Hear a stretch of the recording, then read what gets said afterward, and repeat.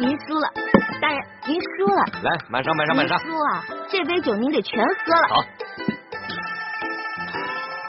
看我待会儿怎么收拾你这个小妖精。再来。来呀，玩呀！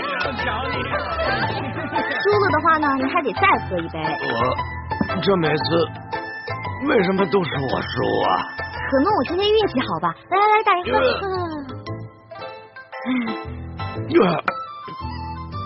让我休息一下。哎，再喝点吧。休息。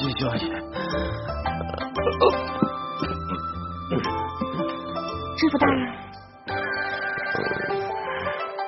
知府大人，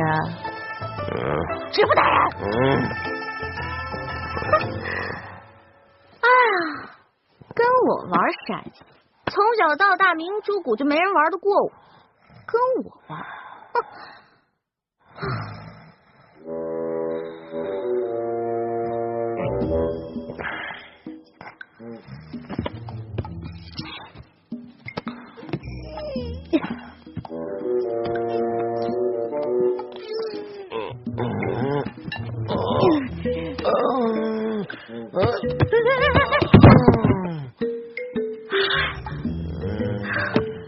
天哪，这人跟个死猪似的，怎么抬啊？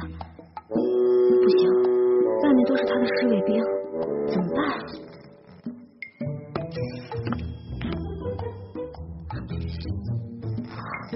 有了！袁州城大大小小的饭店、酒楼、客栈都找遍了，易欢到底去哪儿了？一开始我还怪他没有在河边接应我们，现在我只希望他平平安安就好。哎，你们看，是易欢的暗号。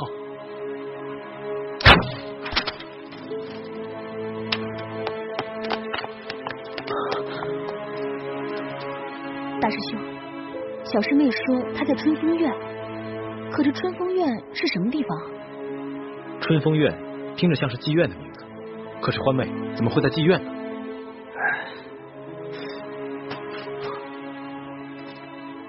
哎，你们看，小师妹说她在妓院里捉到了孙福，让咱们赶紧去接应。周哥哥，你们总算是来了。慢点啊，樊姐姐。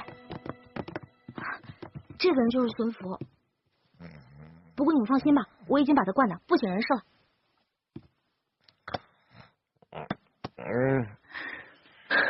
果然是他。